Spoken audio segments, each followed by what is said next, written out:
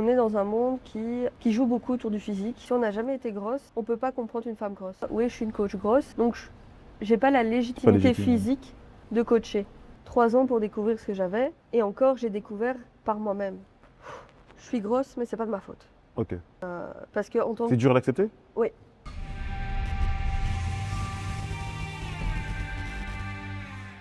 C'est bon. T'as eu ton truc? Bonjour Aurélia, Bonjour Hervé, comment tu vas? ça va bien et toi? Ça va super, super, je vais très bien. Une fois que je suis ici, je vais bien. Ah ouais, ça c'est. je Merci, comprends. merci d'avoir accepté l'invitation, merci de nous avoir rejoints à Bruxelles, Avec plaisir. parce que tu n'es pas de la région. Non, c'est vrai. Tu viens de Charleroi. Charleroi. Merci d'avoir pris la route pour nous. Si je t'ai invité, c'est parce que, à travers ton réseau social, j'ai vu que tu as un truc. Ok.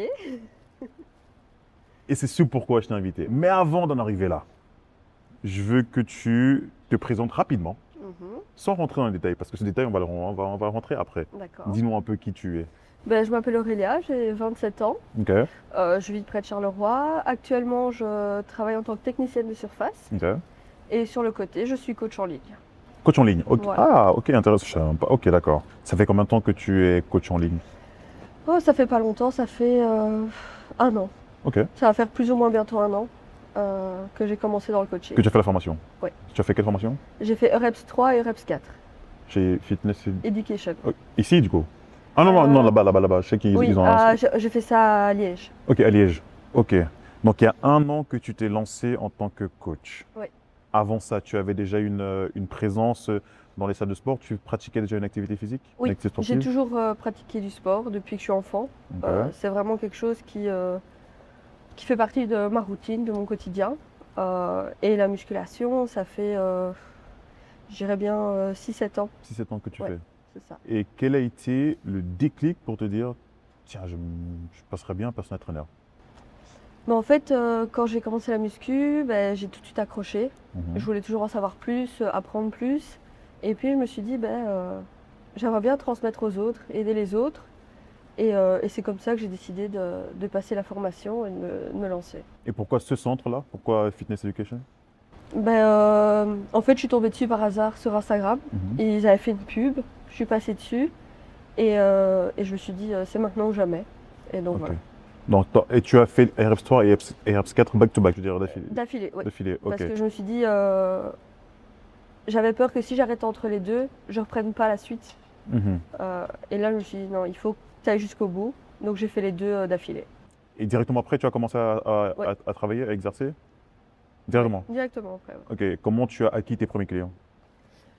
C'était principalement sur Instagram. Ah, ok. Donc, il faut avoir une présence sur les réseaux sociaux. Ok. Et quelle est ta cible? Ah, ça c'est un sujet très vaste avec moi. On est là pour ça. En fait, ma cible, c'est les femmes qui ne sont pas comprises par les autres femmes. Ok. Donc dans le sens où on est dans un monde qui joue beaucoup autour du physique. Mhm. Il faut avoir le ventre plat, les fesses bombées, enfin ce genre de clichés un petit peu. Et moi, je veux sortir de là. Je veux vraiment qu'on voit le sport comme quelque chose qui fait du bien au corps et pas comme quelque chose forcément de performance ou d'objectif physique. C'est vraiment, je veux que les femmes se mettent au sport pour faire du bien à leur corps, à leur santé, pour penser à leur avenir physique aussi, et pas forcément pour je fais du sport pour perdre du poids. Ok. Donc ça, c'est ce vers quoi tu te diriges. C'est vraiment cette cible-là. Et comment tu en es arrivé là? Comment tu t'es dit, ok, là, je pense que c'est ça mon combat? Quel a été le process? Quelle était la démarche? Quelle était la réflexion derrière avant de les cibler? Parce que justement, je ne trouvais pas la coach dont j'avais besoin. Donc je suis devenue la coach que j'avais besoin. Ah, j'aime bien. Tout simplement. Donc, c'est-à-dire que tu es passé par une période où tu cherchais, en tant qu'Aurélia, tu cherchais un accompagnement. Oui.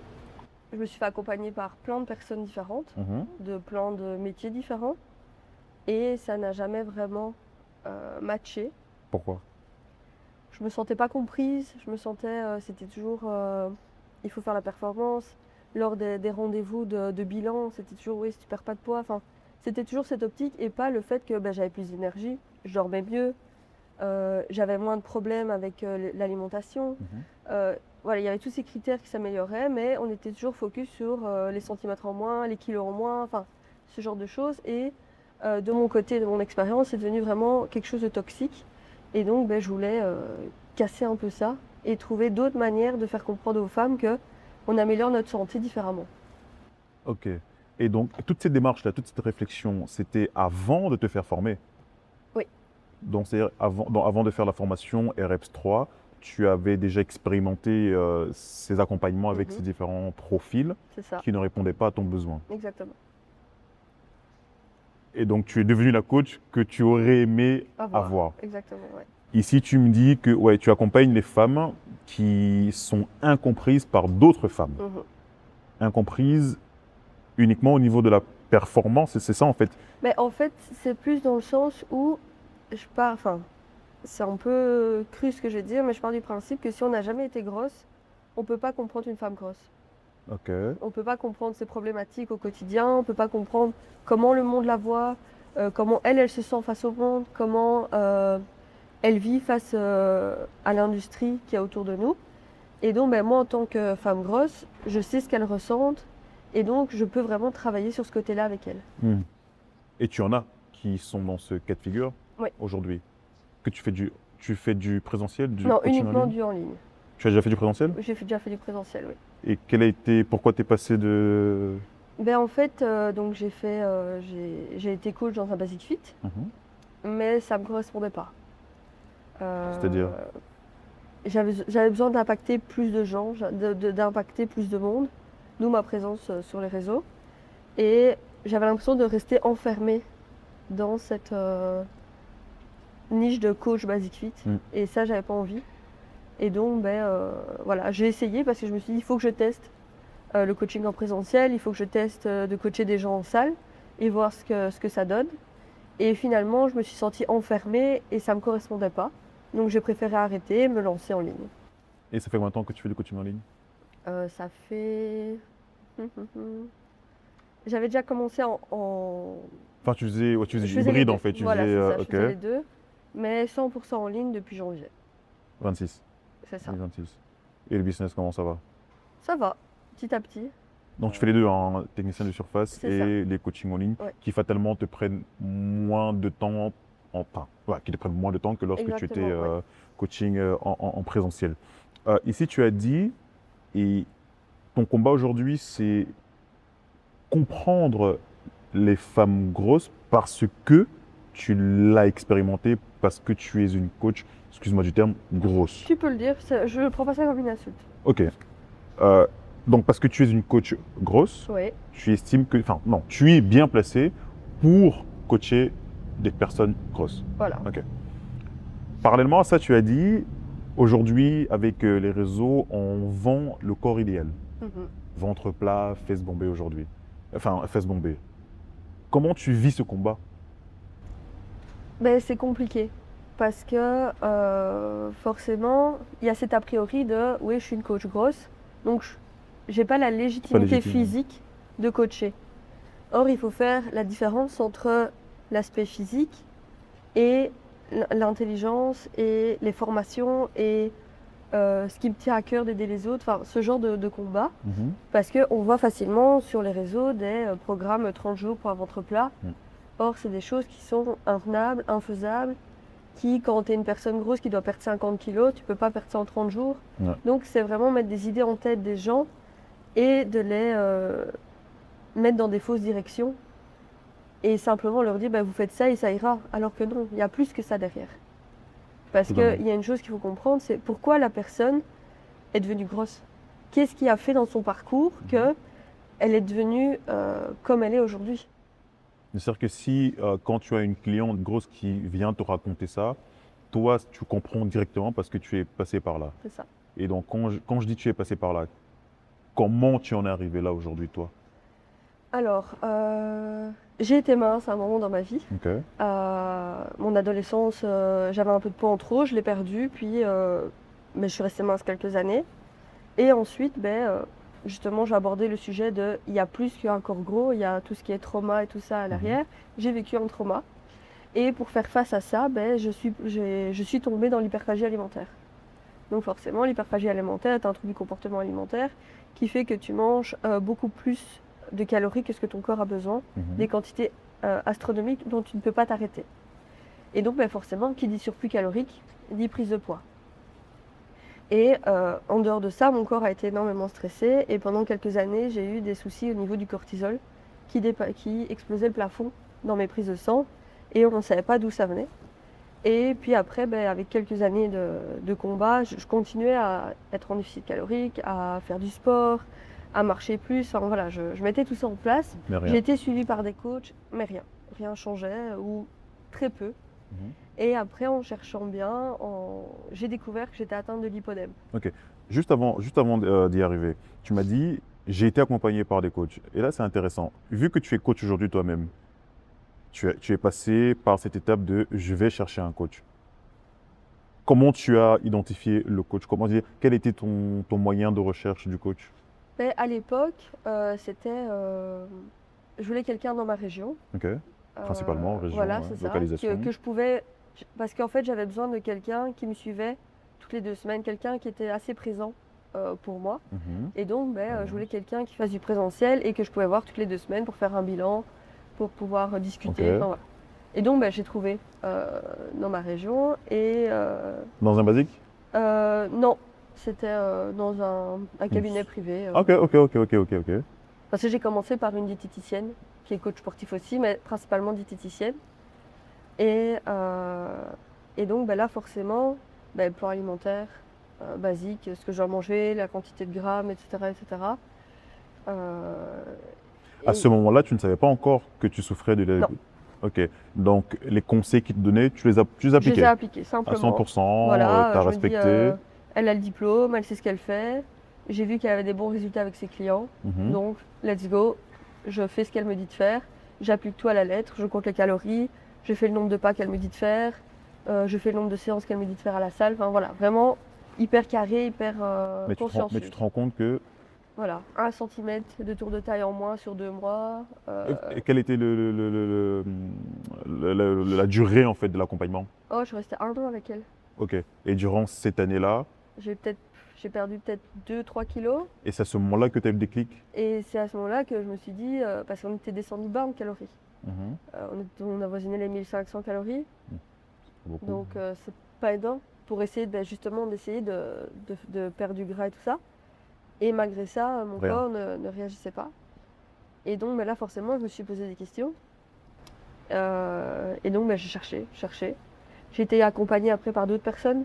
J'ai essayé d'autres types de diététiciennes, nutritionnistes, coachs sportifs. Voilà, j'ai vraiment testé plusieurs personnes en me disant peut-être que c'est sa manière à elle de faire qui ne me correspond peut-être pas. Donc avant de baisser les bras, je vais tester plusieurs personnes. Et donc j'en ai testé en ligne, en présentiel. Voilà, mais rien toujours. Rien. Quelques petits résultats. Comme je disais, 1 ou 2 cm en 2-3 mois. Mais rien de... les résultats n'étaient pas en corrélation avec les efforts que je mettais en fait. Et comment... On va arriver à la lipodème, mais durant ce combat, tu vois, tu te fais accompagner, il y a des résultats mais infimes. Quel est le point de vue de ton entourage? Est-ce que ton entourage estime que tu ne le fais pas à fond, mais ils étaient totalement de la compréhension? Ils ne comprenaient pas pourquoi je me mettais aussi à fond pour aussi peu de résultats. Ils ne comprenaient pas pourquoi. Ok. Donc ils disaient ouais, tu fais plein d'efforts et ça ne marche pas, et comment ça se fait et donc pour eux, ils veulent que tu arrêtes, c'est ça? Tu dépenses de l'argent pour rien. Enfin voilà, c'était vraiment ce... Mais moi dans ma tête, c'était non, je vais y arriver, je suis quelqu'un qui est fort combatif, qui abandonne jamais. Et pour moi, dans ma tête, ça va fonctionner. Je vais tout donner. S'il faut faire encore plus de restrictions, je ferai plus de restrictions. S'il faut que je me dépense encore plus, je ferai plus. Enfin, voilà, je me dis, je mettrai tout en place pour y arriver. Pour y arriver, quoi. Ok, donc je reprends. Tu te fais accompagner 1-2 kilos sur l'année, c'est pas significatif pour toi. C'est ça. Et c'est ça le déclic pour te dire, il y a un truc qui va pas. Mais en fait, c'était ça, et le fait que malgré tout, en fait, j'avais l'impression de devenir un peu plus grasse. Ok. Et je me dis, c'est pas normal, je fais de la musculation, je mange mes protéines. enfin, je m'hydrate bien, je dors bien, enfin voilà, il y a tout ça. Et puis, je me suis rendu compte que mon corps ne changeait pas de la bonne façon. Mhm. J'avais des douleurs qui sont apparues, que je n'avais pas avant. Euh, J'avais perdu en mobilité. J'avais, voilà, des choses qui sont apparues. Et je me suis dit, il y a un truc qui cloche. Je me suis Ok. dit, pourquoi le déficit calorique marche sur tout le monde, mais pas sur moi? Pourquoi, enfin, qu'est-ce qui fait que mon corps résiste autant? Qu'est-ce qui fait que il veut pas perdre les kilos que j'ai en trop? Et puis, j'étais voir mon médecin, prise de sang, on a testé. Oh, il me dit, voilà, ton cortisol est un peu élevé, un peu de stress, c'est pas grave, ça passera. Mm. Ok, bon, voilà, le stress, je sais que ça peut jouer. Ouais, Donc, totalement, ouais. puis, 6 mois passent, toujours pas, je Toujours vais rien. revoir le médecin, je dis, écoutez, voilà, il n'y a rien qui change, deuxième prise de sang, cortisol encore plus élevé. Il me dit, oui, vous vivez un truc stressant. J'ai dit, écoutez, non, il y a rien dans ma vie qui pourrait. Mais je te coupe de nouveau, hein, Oui, oui, il n'y a pas désolé. de souci, vas-y. Mais en fait, à travers ce que tu es en train de partager, je ressens une combativité, tu vois. Tu as vraiment cette résilience. Parce que moi, je suis en train de me dire, mais pourquoi t'as pas juste abandonné et dit, pff, oh, tu sais quoi, en vrai, comme on dit en belge, la merde. J'ai- Mais figure-toi que plein de personnes m'ont posé la question. Bah ouais, Et en fait, la seule réponse que j'ai, c'est parce que je suis comme ça. ok, ouais, c'est très bien, ouais. Je me voyais pas abandonner. En fait, je me voyais pas m'abandonner. Tu vois? Parce que avant de découvrir que j'avais du lipodème, ça m'a pris 3 ans. 3 ans pour découvrir ce que j'avais. Et encore, j'ai découvert par moi-même. Mais du coup, on reprend. Donc, deuxième prise de sang Deuxième prise de chez le sang chez le médecin. médecin, toujours pareil, cortisol qui explose. Là, il me dit, voilà, faites de la cohérence cardiaque, de la méditation, du yoga, trouvez un truc qui va vous détendre. Mhm. Voilà. Alors qu'on est d'accord que tu ne traverses aucune période. Aucune période de stress, c'était vraiment une période bien. J'avais un boulot, j'étais stable, enfin voilà, nouvelle relation, enfin rien de. Et, euh, et puis je me dis, bon, ok, méditation, yoga, enfin, je mets en place des petites routines, je télécharge une application pour faire de la cohérence cardiaque, enfin ce genre de Mhm. choses. Et j'étais quand même suivie encore par diététicienne, et coach, tout ça. Et malgré tout, rien ne. Et puis je me dis, c'est pas normal, je vais le revoir une troisième fois. Donc, je me dis, bon. Et à la troisième, On est en quelle année, ça? C'est en quelle année tout ça? 2020, Ta première prise de sang, je ne sais pas si tu te souviens, hein, 2021, je dirais. 2021 pour la première Ouais, prise de sang. Deuxième prise de sang, yoga, ainsi de suite. Là, on est en voilà. quelle année là? 2000. Allez, moitié 2022, presque 2023. Ok. Ensuite. Et ensuite, je me dis, enfin, désolé du terme, mais merde, il me prend pas au sérieux. Mhm. Dans ma tête, c'était en fait, il voit juste une femme grosse qui fait pas assez d'efforts. Parce que quand je disais que j'étais suivie par une diététicienne, que je suivais un programme, que je faisais du sport et tout ça, c'était un peu, je te crois pas quoi. Et donc, forcément, Et ah, j'imagine qu'il y a beaucoup de personnes ouais, finalement qui. Ok. ça c'est un gros combat aussi qui est compliqué. Se faire diagnostiquer par des médecins qui ne voient pas juste la personne grosse que tu es, c'est hyper compliqué. Et donc, forcément, à un moment donné, je me suis dit, il faut que je fasse quelque chose. Et là, à un moment donné, ouais, j'ai commencé un peu à baisser les bras. Parce que je me suis dit, ouais, Ah, quand même. mais Il oui, y a quand quand même même, un il y a peu, quand un même peu, ça m'arrive. Et je me suis dit, même si un médecin ne veut pas m'aider, enfin, qu'est-ce que je vais faire pour pouvoir perdre du poids? Donc là, j'arrête, tout suivi. J'arrête avec la coach, j'arrête avec la diététicienne. On est en Euh, quelle année là? 2023. Toujours, ok. Et là, je me réfugie dans l'alimentation. Ça a toujours été mon échappatoire. Et puis, j'abandonne, ouais, je dirais. Enfin, j'abandonne pas parce que je continue à aller à la salle. Mhm. Parce que ça me fait du bien, c'est quelque chose qui est dans ma routine depuis des années. Voilà. Quand je vais à la salle, j'y pense même pas. Je me dis, ah, il faut que j'aille à la salle. Non, je prends mon sac et je pars, quoi. C'est normal, enfin, pour moi, c'est comme ça. Mm. Et, euh, et puis, à un moment donné, du jour au lendemain, je me suis dit, non, il faut que je trouve il faut que je trouve ce que c'est, il faut que je me bouge un peu. Et donc, fin 2023, je fais des recherches sur Internet. Tout bête, hein, je tape mes symptômes. Mhm. Donc, fourmillement dans les jambes, décharge électrique, les jambes qui s'endorment, les jambes qui gonflent, euh, perte de mobilité, amas graisseux, enfin voilà. Donc, je tape tout ça sur Google simplement. Et là, il me sort le lipodème. moi j'en ai entendu parler. Mhm. Je commence à lire des articles, à lire des témoignages, à lire d'autres articles, encore et encore et encore. Et Et là, et je ça me te dis, parle. je crois que c'est ça que j'ai. Ok. Et puis, je me dis, bon, j'essaie de trouver, je trouve un centre spécialisé à Zaventem. Je me dis, bon, il faut 2 mois avant d'avoir un rendez-vous, c'est pas grave. Je prends le rendez-vous avec la spécialiste, parce qu'en fait, cette clinique-là ne traite que ça, Hmm. que le lipodème et le lymphodème. C'est les 2 maladies que la spécialiste traite. Et donc, je me dis, je vais aller voir. Si c'est pas ça, c'est pas grave, mais au moins, j'aurai déjà des Oui, réponses peut-être à oui, des oui. questions. Hmm. Et donc là, fin 2023, donc j'ai rendez-vous avec elle. Je rentre dans son bureau. Là, elle me regarde. Et je vois ce regard bienveillant du médecin, différent de mon médecin que moi j'avais à l'époque. Et je me sens soulagée. Je me dis, Hmm. je pense que j'ai peut-être trouvé quelqu'un qui m'écoutera vraiment, qui ira au-delà de la personne que je suis, au-delà de mon apparence. Et, euh, et donc, forcément, on commence à discuter, je lui explique ce que j'ai, tout ça. Et là, elle analyse mon corps, elle commence à palper mes jambes et elle me dit, est-ce que ça fait mal et tout ça. Et elle me dit, voilà, sans aucun doute, tu as atteint de l'hypodème. Je dis, par conscience professionnelle, il faut que je te fasse faire des examens, mais pour moi, tu es C'est atteinte. sûr. Donc là, soulagement, je me dis, ok, maintenant qu'est-ce qu'on fait? Donc là, je dois avoir une angiologue, je dois faire une lymphoscintigraphie pour éliminer tout ce qui est lymphodème ou problème lymphatique. L'angiologue, c'est pour tout ce qui est problème veineux. Et donc, je passe ces tests-là, hein, ça prend 6 mois. Mhm. Le temps, les délais médicaux, c'est bien que ça prend du temps. Et mars 2024, je retourne chez la spécialiste à Zaventem. Et là, elle me dit, voilà, c'est C'est confirmé. confirmé, tu es atteinte de l'hypodème.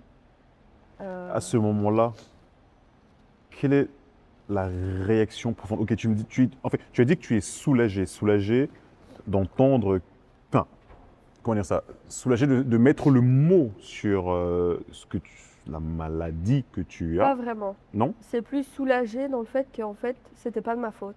Ok, Dans le ok. sens, parce que je mettais énormément la faute sur moi. Dans le sens où Oui, je ok, fais ouais, peut-être je pas comprends. assez d'efforts, je fais peut-être pas assez de pas, je suis peut-être pas assez bien mes calories, je fais peut-être pas assez de sport. Enfin, tu vois ce schéma Mhm. un peu là. Et là, je me suis sentie soulagée parce que ce soit l'angiologue ou la spécialiste, les deux m'ont dit que c'était pas de ma faute. Que c'était mon corps qui ne fonctionnait pas comme un corps classique, comme un corps en bonne santé. Et donc forcément, tout ce qui marche sur les autres ne marcherait pas sur moi. Mais ça t'a pas mis une pression Non. de te dire que tu dois, sans connaître le processus que tu dois mettre en place, est-ce que tu t'es pas dit, ah zut, je vais devoir tripler d'efforts, je vais devoir quadrupler d'efforts. Tu t'es pas mis cette pression-là, tu t'es juste dit, ok, ce n'est pas de ma faute, tout ce que Voilà, j'avais fait était bien. c'est ça.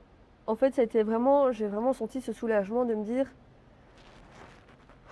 je suis grosse, mais c'est pas de ma faute. Ok. Parce que en tant C'est dur à l'accepter? oui, parce qu'en tant que personne grosse, on met énormément de fautes sur nous-mêmes. Enfin, je parle personnellement, mais quand je discute avec d'autres personnes, elles ressentent à peu près la même chose. Où on se dit, ouais, je suis grosse, c'est de ma faute, machin. Je fais pas assez ci, je fais pas assez là, je fais pas assez d'efforts. Enfin voilà, ce truc. Alors que, en fait, parfois, non. C'est juste ton corps qui ne réagit pas Mhm. à ce qu'un autre corps classique réagirait. Et donc, moi, ça a été mon cas.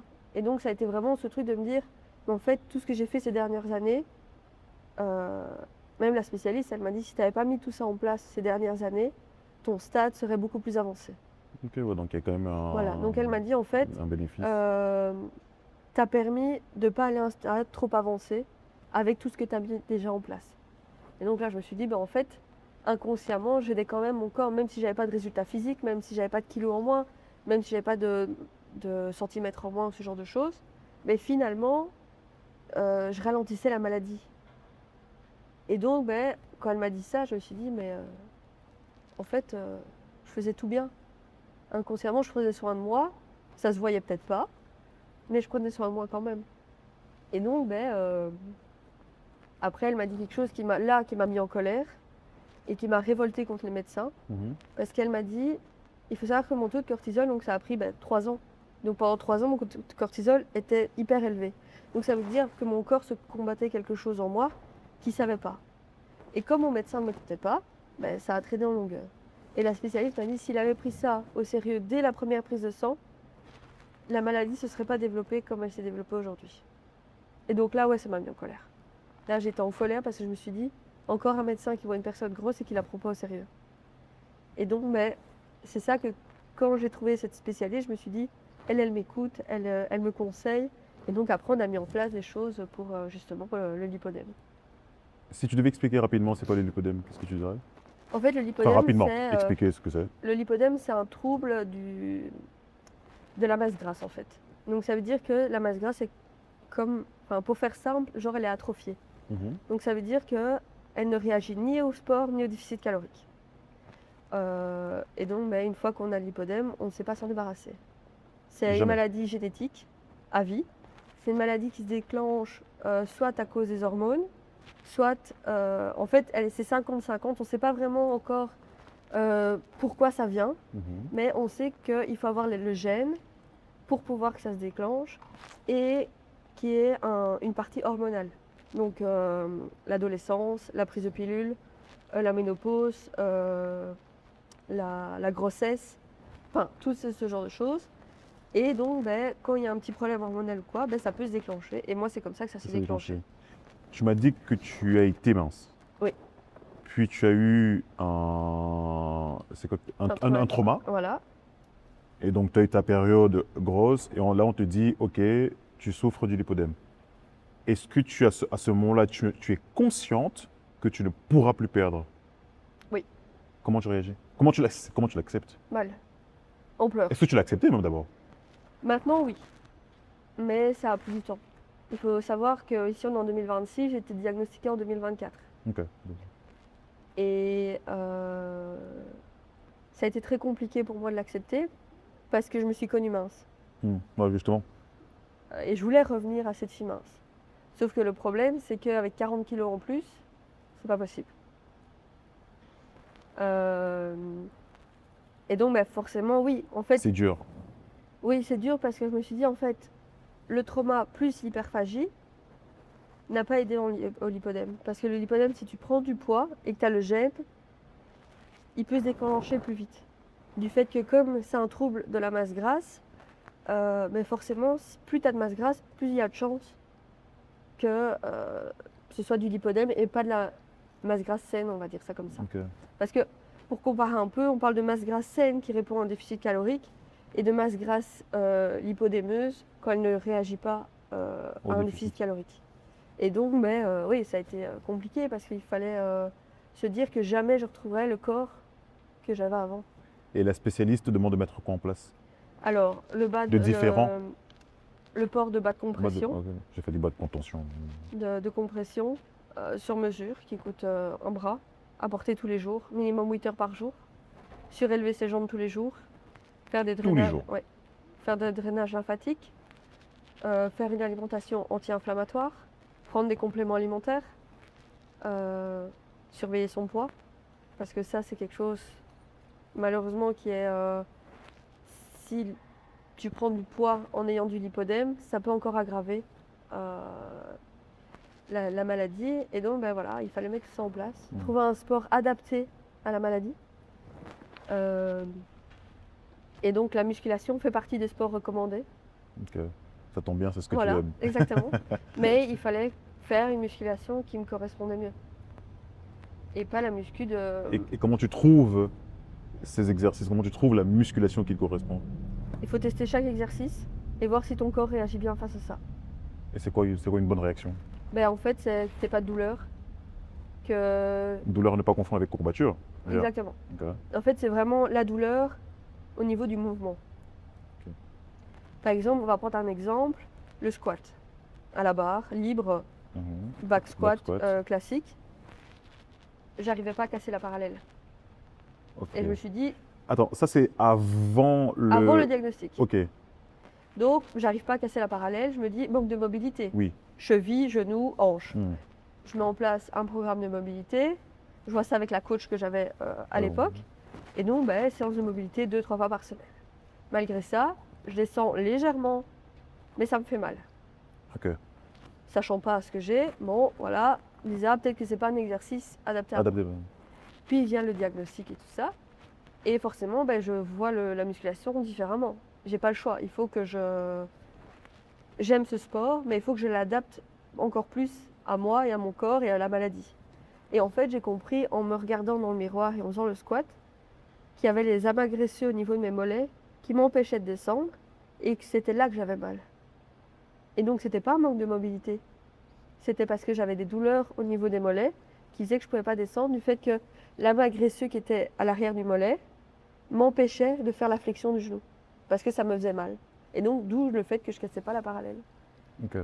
Et donc, c'est tous des exercices comme ça, sur tous les exercices, hein, que ce soit les fentes bulgares, que ce soit la presse. Et donc, c'est en pratiquant que tu arrives à identifier Exactement. C'est tout qu'est-ce ça qui que est j'ai bon. mis en place pour. Mais j'ai surveillé chaque exercice. En fait, je suis repartie à la salle débutante. Mm. J'avais des années d'expérience derrière moi, mais là, j'avais une réponse en plus, donc il fallait que je revienne au début. En fait, dans ma tête, je me suis dit, voilà, je suis débutante à la salle, il faut que je reteste tous les mouvements, voir ceux qui me font mal, ceux que je supporte, ceux qui sont bien adaptés à moi, et en fonction de ça, je ferai ma programmation. Mets tous ces exercices en place pour identifier quels sont ceux qui sont adaptés, adéquats à ta problématique. Exactement. Ça prend du temps. Ouais, Ça prend demande une beaucoup de certaine temps. rigueur. Oui. C'était compliqué, je me suis dit, je verrai jamais le bout, je vais jamais arriver. Ça tombe, aucun exercice me correspond, enfin voilà. Mais au final, j'en ai trouvé. J'ai fait mes programmations comme ça. J'ai encore plus aimé aller à la salle du fait que j'avais plus les douleurs. On est d'accord que tout ça, c'est avant la formation. Hein. Oui, avant Ok, la formation, en 2024. Ok. Donc tu pratiques alimentation, Voilà. t'es... Et puis, passe la cage, j'ai quand même décidé de me faire opérer. Ok, c'est vrai que j'avais... Ok, ouais. Donc 2024, j'ai subi 2 opérations en 6 mois. Mhm. C'est Deux une position. Ouais, en fait, c'est une liposuction avec injection d'eau. Ce sont des chirurgiens esthétiques qui font ça, mais il faut qu'ils soient formés au lipodème. Tu peux pas aller au premier chirurgien esthétique comme ça, et non, il faut vraiment quelqu'un qui soit formé à ça. Et donc, moi, j'ai pris la décision. Je me suis dit, je suis encore jeune, je fais du sport, j'ai envie de pouvoir retrouver cette mobilité, parce que forcément, j'ai discuté avec le chirurgien. Et grâce à lui, j'ai perdu 13 litres de maladie. Donc, à peu près. Ah, ça se détermine en termes En de litres. litres, Ah, oui. ok. Et en fait, normalement, il a certaines limites. Donc, je me suis fait opérer d'abord des cuisses, Mhm. et puis genoux, mollets, chevilles. Et normalement, il a un protocole en disant, voilà, telle partie du corps, je peux retirer autant de litres. Et moi, il m'avait dit, voilà, je te pose la question avant l'intervention, est-ce que si ton corps réagit bien, est-ce que je peux aller plus loin bon. et retirer un peu plus? Donc, je lui dis, oui, pas de souci, vas-y. J'avais confiance, j'avais d'une certaine façon confiance en mon corps, en ce que j'avais mis en place auparavant, en me disant, il est assez fort pour endurer ça. Et finalement, quand il a retiré plus que ce qu'il avait prévu au départ, et même lui, il m'a dit, mais t'as bien réagi, il n'y a eu aucune complication, il n'y a rien eu. Et les 2 opérations se sont passées comme ça. Il a pu retirer plus que ce que... C'était prévu. voilà. En général, il aurait pu retirer que 10 litres, il en a retiré 13. Et mon corps s'est bien remis. Il a fallu du temps, énormément de temps. C'est quelque chose qui est compliqué, c'est un post-opératoire hyper compliqué. Mais au final, je ne regrette pas parce que grâce à ça, la maladie est toujours là. Mhm. Il me reste encore 2 opérations à faire. Mais j'ai retrouvé une mobilité. Mes douleurs sont... Donc ça se soigne. En fait, on ne parle pas de soigner la maladie, on parle de descendre de stade. Ok. En fait, il y a 4 stades. Moi, j'étais au stade 3 et ça m'a permis de descendre au stade 2. Donc, beaucoup moins compliqué à gérer au quotidien. Et donc, c'est ça qui m'a permis de retrouver un peu plus de mobilité, qui m'a permis, maintenant, mes jambes gonflent moins. Enfin, voilà, il y a toutes ces choses. Les décharges électriques, j'ai plus, les fourmis, mangeaient plus. Mais ça, c'est vraiment au cas par cas. Il y a des filles qui, malgré les opérations, ont toujours les mêmes douleurs qu'avant. J'ai de la chance dans mon parcours, c'est que, voilà, j'ai vraiment... Après, oui, j'ai encore les jambes qui gonflent parfois, quand je fais un peu trop d'efforts. Et même après les opérations, il faut continuer ce que j'avais mis en place avant. Donc la compression, lever les jambes le soir, la pressothérapie. Justement, j'allais te poser la question de savoir comment tu arrives à vivre avec toute cette rigueur, parce qu'à un moment donné, on sommes des êtres humains, à un moment donné, on a envie de lâcher un peu. Mais comment tu arrives à gérer ce truc strict tout le temps, tous les jours en fait? Oui. Au niveau de l'alimentation, des fois, tu n'as pas envie d'un petit McDo, je sais pas, un truc comme ça. Si, je le fais. Franchement, je le Et tu fais. ne culpabilises pas, il n'y a Non, pas de avant, oui. stress. Mais là, je me dis, il faut que j'écoute aussi parfois ce que j'ai besoin émotionnellement. Mhm. Dans le sens où, oui, ben, je mange anti-inflammatoire, je mange du saumon, de l'huile d'olive, aucun aliment transformé. Si j'ai envie d'un gâteau, je le fais maison parce que au moins je sais ce qu'il y a dedans. Je peux mettre les aliments que mon corps supporte, éviter ça, enfin voilà, vraiment tout ça. Et puis des fois, je me dis merde, Oui. j'ai qu'une vie, j'ai envie d'une bonne pizza, ben, je vais manger la bonne pizza.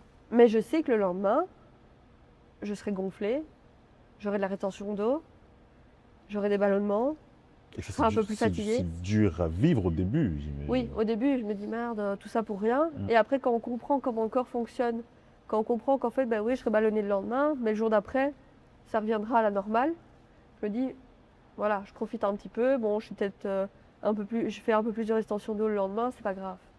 Ok.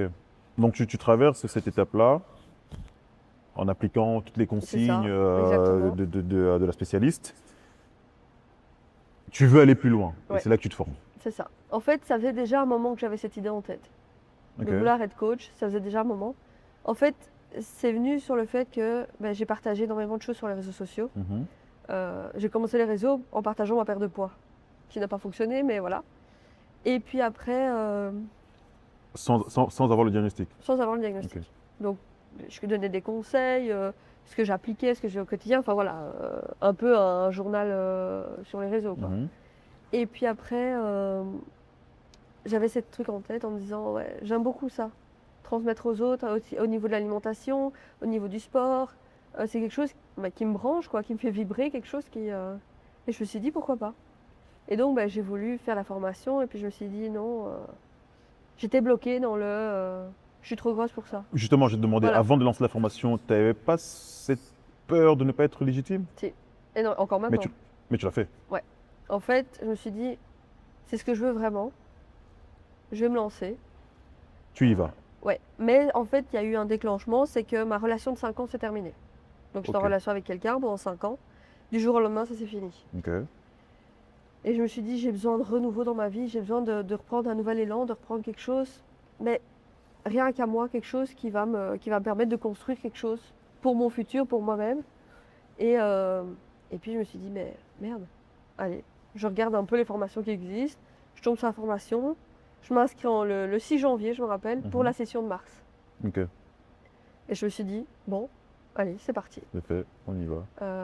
Forcément, j'arrive le premier jour de la formation, je vois les physiques qui sont là. Mais justement, tu m'as pris court, parce que j'allais justement te demander ça.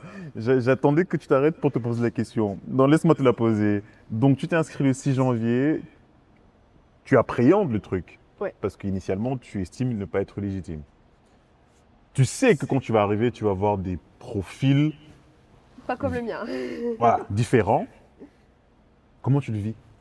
Ah, ça a été compliqué, hein. Ça a été très Tu, compliqué. tu te La dis douche pas, j'ai pas froide, ma hein. place, j'ai pas, enfin, je veux dire. Ça a été la douche froide. Ok. En fait, je suis arrivée et comme on peut imaginer, j'ai vu des filles et des mecs comme sur les réseaux. Tu vois, Quel était leur regard sur toi? hyper bienveillants. Ok, bien. En bien. fait, quand ils ont appris mon parcours, Mais justement, moi je veux savoir, sans avoir connaissance de ton franchement, parcours. je me suis sentie intégrée directement. Ok. Il n'y a pas eu que ce soit avec le formateur ou avec le reste du groupe. Forcément, oui, il y en avait peut-être un ou deux où je sentais que le regard était un peu, tu sais, qu'est-ce qu'elle fout là. Qu'est-ce que c'est fait ici? Ouais.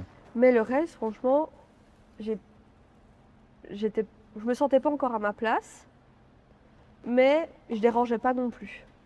J'étais là, c'était neutre un peu, tu vois. Mhm. Et puis, plus les cours passaient, plus forcément on se découvre.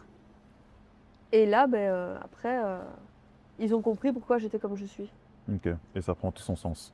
Tu termines ta formation, tu te lances. Ouais, Tu commences au Basic Fit en C'est ça. présentiel. en présentiel. Quel a été le regard? Non, allez, ton head trainer. Ouais. Comment tu as identifié ce Basic Fit là? Mais en fait, c'est une fille sur les réseaux que je connaissais. Ok. Enfin, je connaissais, on avait parlé d'une ou deux fois sur les réseaux. Et je cherchais un stage pour Mhm. ma formation. Et j'ai fait Et le t'as stage chez elle. Le stage super bien passé et tout. Et après, elle m'a dit, écoute, quand tu as fini la formation, si tu veux bosser avec moi, je te prends direct. Ok. Pourquoi? Justement pour celle que j'étais, pour ce que je représentais, pour les femmes que je voulais aider, qui n'étaient pas sa cible à elle non plus. Ok. Et elle voulait, parce qu'après elle a été... Enfin, il y a eu une transition où elle n'était pas aide-trainer, mais quand moi j'avais travaillé là, elle venait d'être nommée aide-trainer.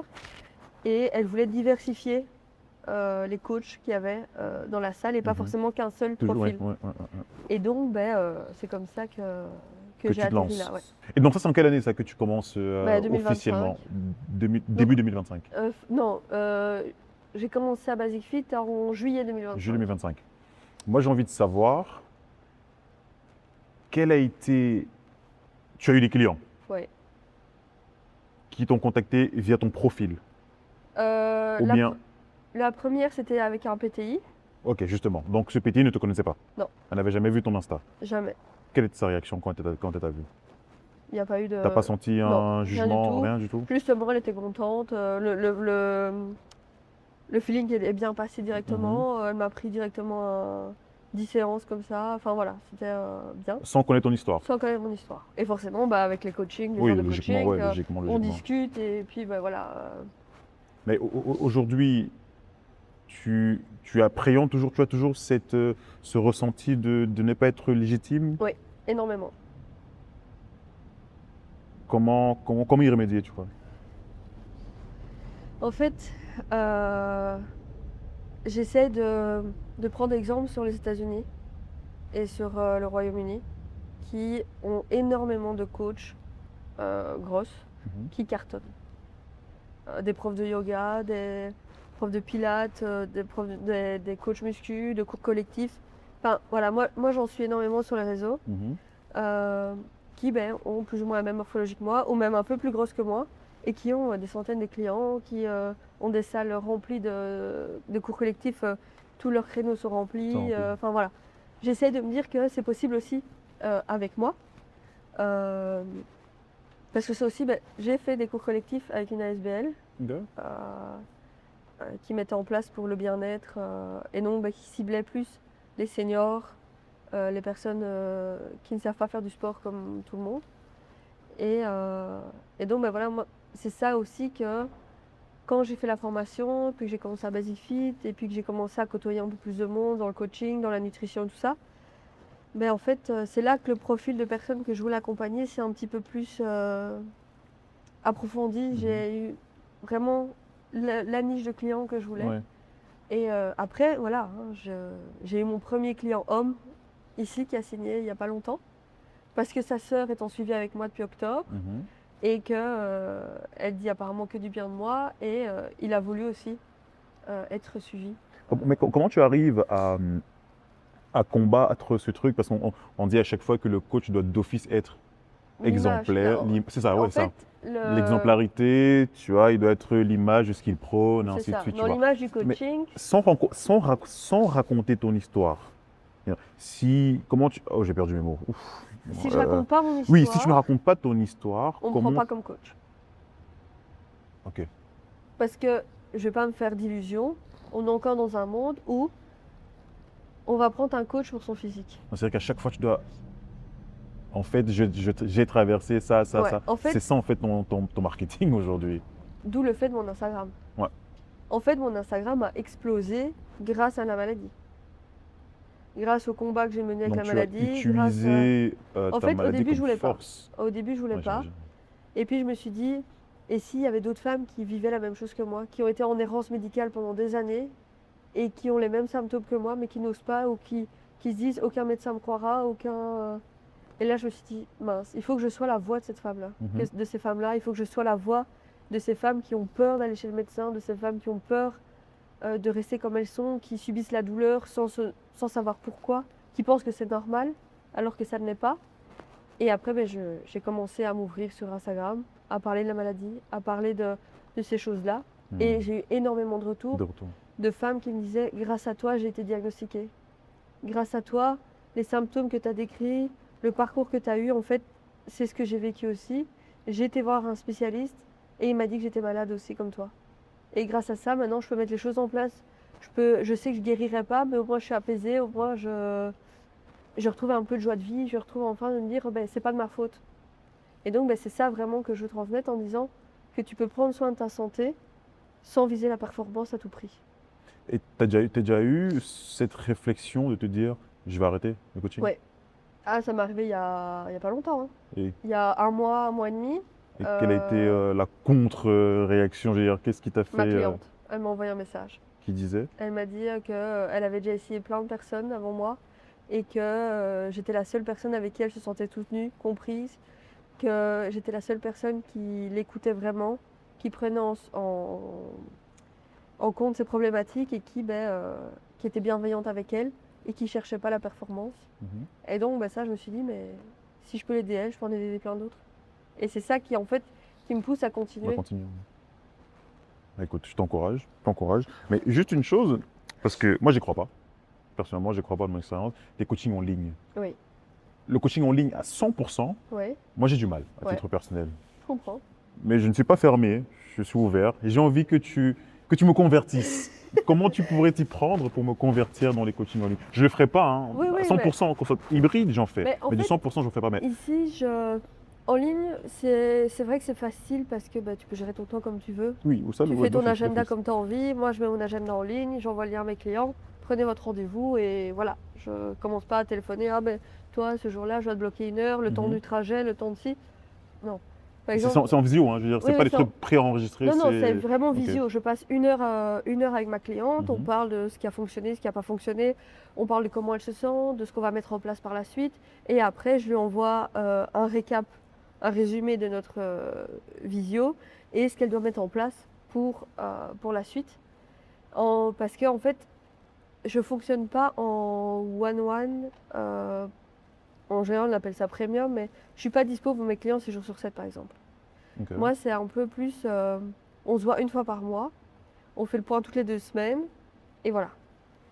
Je reste dispo, si elle a une question, on me dit voilà, je réponds, il n'y a pas de souci. Mais vraiment, c'est beaucoup plus. Tous les 2 semaines, on fait un point sur WhatsApp, elle m'envoie un message, machin.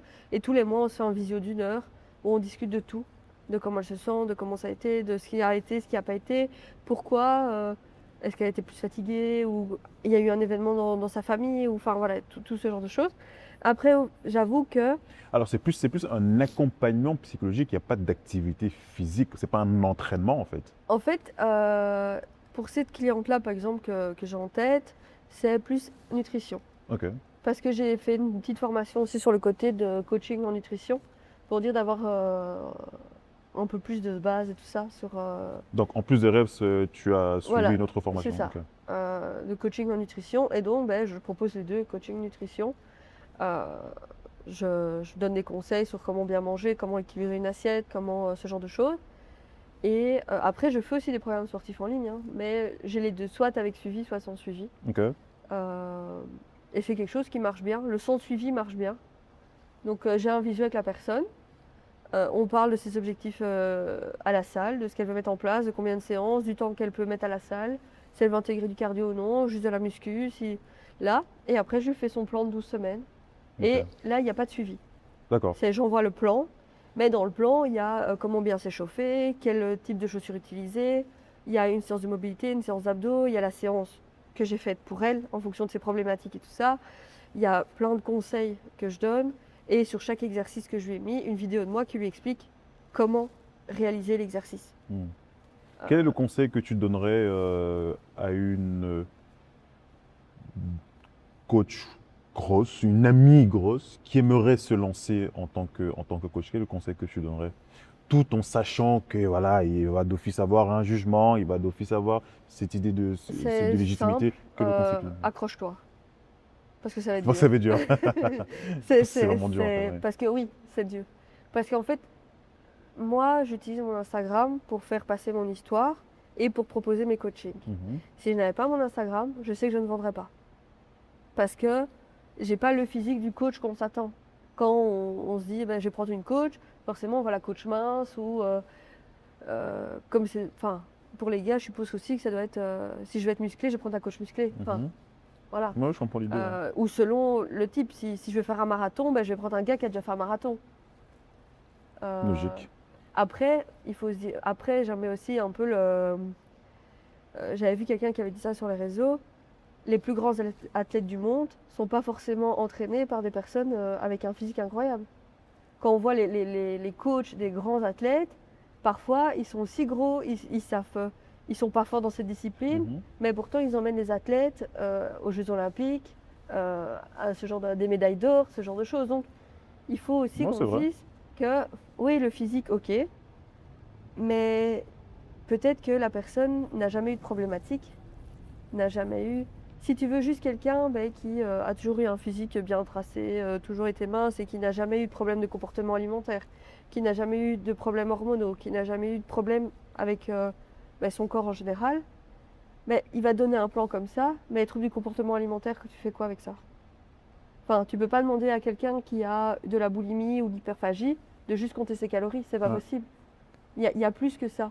Parce que j'ai fait une vidéo YouTube il n'y a pas longtemps sur le déficit calorique, en donnant mon avis, en disant qu'il y a plus que oui, le déficit calorique marche. Je ne suis pas contre ça. Enfin, je sais que ça marche, ça a été prouvé, mais il faut savoir qu'ici, il y a des études qui ont prouvé que l'obésité, c'est plus que simplement un surplus de calories. Il y a l'environnement social de la personne, économique, la génétique, comment la personne a été éduquée, comment elle se sent face au monde, les traumatismes qu'elle a pu vivre. Et tout ça cache plus que simplement un surplus de calories. Et donc, moi, c'est pour ça que je veux suivre des femmes qui sont comme moi, qui vivent des problématiques. Je peux coacher aussi des filles qui n'ont aucune problématique, des filles qui veulent juste perdre 5 kilos et que leur corps dit OK à tout. Mais pour moi, ça ne me fait pas autant vibrer que de réconcilier ma cliente avec les légumes, ou de réconcilier ma cliente avec le sport, ou le fait qu'elle me dise je fais moins de crises d'hyperphagie, ou j'ai moins d'alimentation émotionnelle, je ne suis plus dans la culpabilité d'avoir mangé un chocolat. Enfin, il y a vraiment, pour moi, c'est challengeant, ça me fait vibrer, c'est quelque chose que je veux transmettre. Voilà, tout simplement. Je t'encourage. Merci, c'est gentil. Mais qu'est-ce qu'on peut te souhaiter pour la suite, Aurélia? D'aider encore plus de femmes, tout simplement, et de porter ma voix encore plus fort. Fais-le, continue. Ouais. Et comme tu l'as dit, le chemin est dur à travers tous les jugements que tu peux subir. Et franchement, j'espère que tu arriveras à avoir cette légitimité, parce que tu le fais avec passion, tu le fais avec amour, parce que tu as vécu, tu vis en fait ce que tu transmets. C'est ça. Donc fais-le. Ok, je le fais. Et juste pour terminer, déjà franchement merci pour tout ce que tu viens de nous partager. Avec plaisir, et c'est grâce à ce genre d'émission de podcast que ma voix sera encore transmise à d'autres, et peut-être éveillera des consciences, peut-être que ça fera prendre conscience aux gens de ne pas s'arrêter sur le physique, mais de voir, même si c'est une seule personne qui se dit « il faudrait que j'arrête de juger le physique », j'ai tout gagné. Je pense qu'on va en convertir. On va en convertir quelques-uns. Ça va alors. On va en convertir quelques-uns. Pour terminer, on termine toujours comme avec la question, avec le conseil final, le conseil ultime. Je suis ton fils aujourd'hui, oui. Aurélia. Non, je suis ta fille. Okay. J'imagine avec. Je viens devant toi et je te dis, maman, j'aimerais me lancer en tant que personnel trainer. Qu'est-ce que tu me donnerais comme conseil? Fais-le. Apprends énormément. Forme-toi. Ne fais pas ça comme ça. Apprends sur le corps humain, apprends sur la psychologie des gens, apprends sur la nutrition. Fais vraiment que ton accompagnement soit complet. Il faut que tu puisses accompagner la personne sur tous les aspects et pas juste sur le physique. Mais si c'est vraiment ce que tu veux faire, je t'encourage. Fais-le. C'est-à-dire qu'il ne faut pas uniquement se former que sur l'aspect physique. Exactement. En tout cas, de mon point de vue, moi je vois... Ah, mais mon point de vue aussi, t'inquiète. Je le partage alors totalement. Ça va, alors super. Je le partage totalement. Merci en tout cas, merci beaucoup. Avec plaisir. Merci à tous d'avoir suivi cette interview avec Aurélia, qu'on remercie encore une fois de plus. On se retrouve dans 2 semaines avec un nouvel intervenant. Et comme d'habitude, je remercie l'équipe qui m'accompagne pour la réalisation de ces différents podcasts que vous retrouvez sur YouTube et Spotify. N'hésitez pas à nous dire en commentaire la personne que vous voudriez entendre, que vous voudriez écouter, afin qu'on l'invite, qu'elle vienne s'asseoir ici à côté de nous et qu'on en discute. Merci à tous.